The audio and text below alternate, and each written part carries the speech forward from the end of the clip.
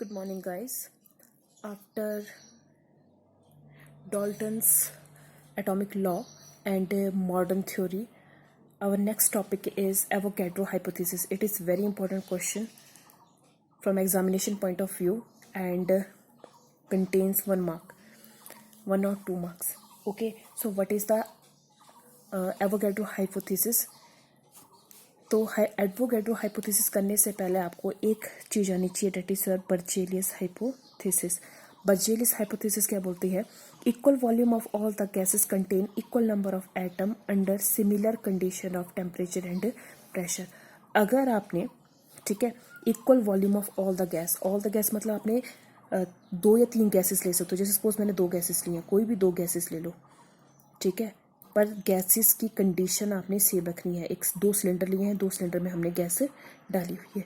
Condition क्या same रखनी है? Under similar condition of temperature and pressure, ठीक है, और वॉल्यूम भी इक्वल होना चाहिए. जैसे सपोज अगर मैंने 1 लीटर की गैस ली है और मैंने ये नाइट्रोजन ली है, तो दूसरी में 1 लीटर की ही गैस लूँगी और डेट इज योर ऑक्सीजन ली है. ठीक है, अब देखो 1 लीटर क्या हुआ? Its volume. और यहाँ पर भी 1 लीटर क्या है? वॉल्यूम. तो पहली कंडीशन सेम हुई, that is equal volume of all the gas contain equal number of atom under similar condition of temperature and pressure. मतलब इसकी जो होना चाहिए टेम्परेचर भी सेम होना चाहिए, इसका भी टेम्परेचर सेम होना चाहिए, प्रेशर इसका सेम होना चाहिए, इसका भी सेम होना चाहिए. ठीक है, तो 3 कंडीशन सेम होनी चाहिए, volume same, pressure same and temperature same. ठीक है, और जब ऐसा होता है तो ये क्या बोलता है? It contain equal number of atom. ठीक है, इसमें इक्वल नंबर ऑफ एटम होंगे. मतलब अगर इसमें 100 एटम है, सपोज करो इसमें 100 एटम है, तो इसमें भी 100 एटम ही होंगे. ये बोल रहा है. ठीक है, ये हाइपोथेसिस काफ़ी हद तक ठीक है. ऐसा ही होता है जब भी आप कोई गैस लेते हो. मानो आपने नाइट्रोजन 5 लीटर ली, वैसे ही 5 लीटर आपने ऑक्सीजन ली. ठीक है, वॉल्यूम इनका सेम रखा, टेम्परेचर सेम रखा, प्रेशर सेम रखा, और जब आप इनके नंबर ऑफ एटम काउंट करोगे तो वो भी सेम आएंगे. ठीक है, पर बाद में आपके पास एक और साइंटिस्ट हुए, Avogadro. This is your Berzelius hypothesis. ठीक है, तो बर्जेलियस हाइपोथेसिस ये थी. उसके बाद आपके पास एवोगैड्रो थे. एवोगैड्रो में इसमें लिटिल सी मॉडिफिकेशन की. क्या थी वो मॉडिफिकेशन? डेट इज, अब एवोगैड्रो ने क्या बोला कि under similar condition of temperature and pressure equal volume of all the gas contain equal number of molecules. ठीक है, तो क्या डिफरेंस आया दोनों में? बर्जेलियस ने बोला था कि वो इक्वल नंबर ऑफ एटम रखते हैं. इसने क्या कॉन्सेप्ट दे दिया? इसने मॉलिक्यूल का कॉन्सेप्ट दे दिया कि वो एटम नहीं रखते. क्या रखते हैं? वो मॉलिक्यूल रखते हैं. और इसमें कोई भी डाउट नहीं है, जब भी आप किसी कंटेनर पर, ठीक है, नाइट्रोजन डालोगे, एक चीज़ हमेशा याद रखना, जो भी हमारे पास गैसेस होती हैं, gases date is your N2O2H2. ठीक है, ये हमेशा कंबाइंड फॉर्म में रहना ही पसंद करती है. ठीक है, मतलब नाइट्रोजन अगर नाइट्रोजन के साथ जुड़ी हुई है, ठीक है, तो मतलब इसको अपनी तरह ही पार्टनर चाहिए. इसका नेचर ऐसा है कि अपनी तरह के ही पार्टनर के साथ रहेगा. ठीक है, अगर आप इसको अकेला रखो, मानो आपने इसका पार्टनर इससे छीन लिया और आपने सिर्फ इसके पास नाइट्रोजन ही रह गया, ठीक है, तो ये अकेले एग्जिस्ट नहीं कर पाता है. सो ये हमेशा अपने पार्टनर के साथ एग्जिस्ट करेगा. ठीक है, और पार्टनर के साथ एग्जिस्ट करके ये मॉलिक्यूल बना देगा. अगर ये सिर्फ एटम, ठीक है, सो जब आपके पास नाइट्रोजन, ठीक है, नाइट्रोजन का नेचर ऐसा होता है कि ये अपने ही पार्टनर के साथ रहना चाहता है. अगर ये सिंगल रहा तो ये क्या बिहेव करेगा? एटम. अगेन, जब भी एलिमेंट सिंगल होते हैं तो वो एटम की तरह बिहेव करते हैं.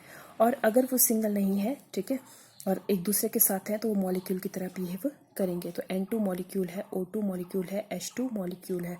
और अगर सपोज करो आपने इस कंटेनर में अलग अलग नाइट्रोजन डाल भी दी, ठीक है, और आपका कंटेनर बंद होता है. गैसेस को हमेशा हम सिलेंडर में डालते हैं, सिलेंडर ऊपर से हमेशा टाइट बंद होता है. क्यों बंद होता है? ताकि गैसेस को हम ज़्यादा से ज़्यादा उस सिलेंडर में कंप्रेस कर सके. गैसेस का नेचर होता है, ठीक है, कि उसको बहुत छोटे स्पेस में आप कम से कम 5 से 10 लीटर तक गैस भी डाल सकते हो. बस उसको कंप्रेशन करना आना चाहिए. ठीक है, तो कंप्रेसिबल होती हैं गैसेस. जैसे नाइट्रोजन है, अब नाइट्रोजन इसमें डाल दिया है, तो नाइट्रोजन के जो एटम्स है, एटम्स कभी भी एक जगह पे खड़ा नहीं रहता है. ओके, एटम की नेचर होती है कि ऑलवेज वो घूमता रहेगा, चाहे वो वाइब्रेट करता रहे, वो घूमता रहेगा, पर कभी वो एक जगह नहीं होता. जैसे नाइट्रोजन है, नाइट्रोजन कभी यहाँ नहीं होगा. नाइट्रोजन क्या कर रहा है? घूम रहा है. कभी ये यहाँ टकराएगा, कभी यहाँ टकराएगा, और इसकी मूवमेंट इतनी फास्ट होती है कि हम इसे देख नहीं सकते. वैसे ही नाइट्रोजन ये भी क्या कर रहा है? ऐसे हर कहीं टकराना, कभी ये दो नाइट्रोजन ही आपस में टकरा रहे हैं, ठीक है। तो जब ये आपस में टकराएंगे, नियर अबाउट आएंगे, देखो इसको अपना पार्टनर मिल गया ये वाला, तो ये अब सिंगल सिंगल नाइट्रोजन ना रह के क्या बना देंगे, मॉलिक्यूल बना देंगे।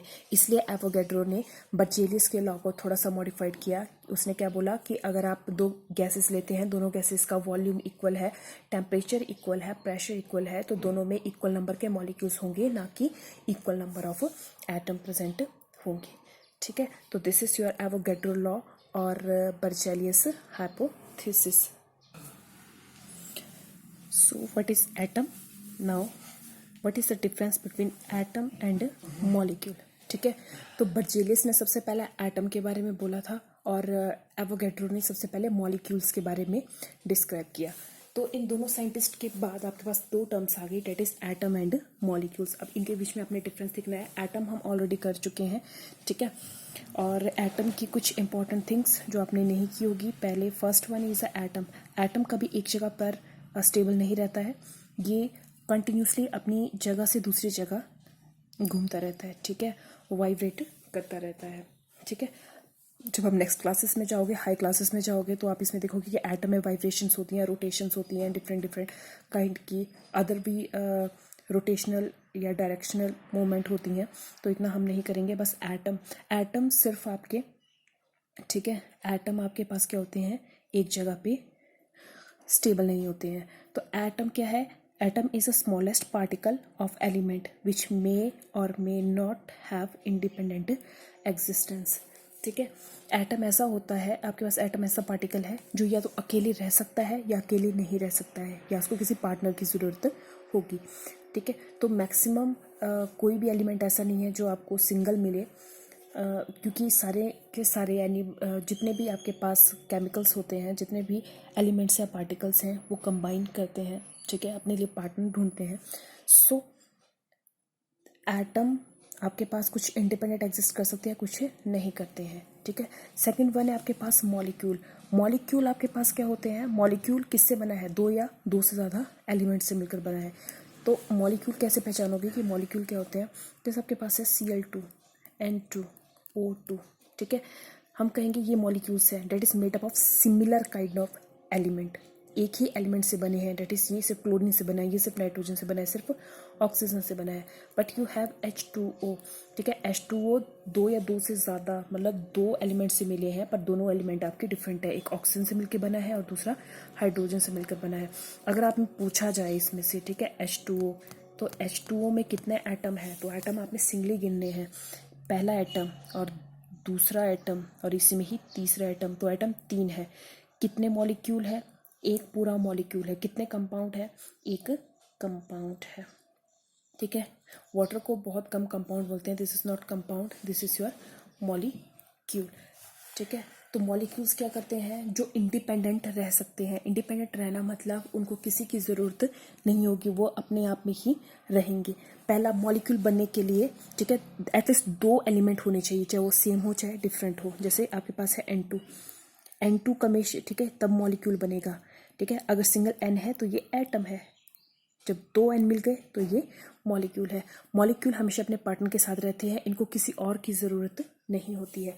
जबकि एटम को किसी और की ज़रूरत तो हो भी सकती है, किसी और की ज़रूरत तो हो भी नहीं सकती है। जैसे एटम आपके पास है Na, ठीक है, अगर Na को कहीं से, जैसे Na है, Na आपका, ठीक है, सिंगल फॉर्म में एग्जिस्ट कर जाता है, ठीक है। मानो अभी इसके पास कोई पार्टनर नहीं है, तो सिंगली ये क्या कर रहा है, यहाँ वहाँ घूम रहा है और बीच में इसको क्लोरीन मिल गया, ठीक है।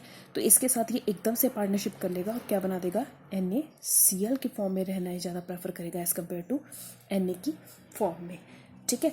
और पर आपके पास कोई मॉलिक्यूल है N2, ओके, N2 को बीच में अदर कोई मॉलिक्यूल मिल गया, लाइक H2O, ये भी मॉलिक्यूल है, ये भी मॉलिक्यूल है, ठीक है।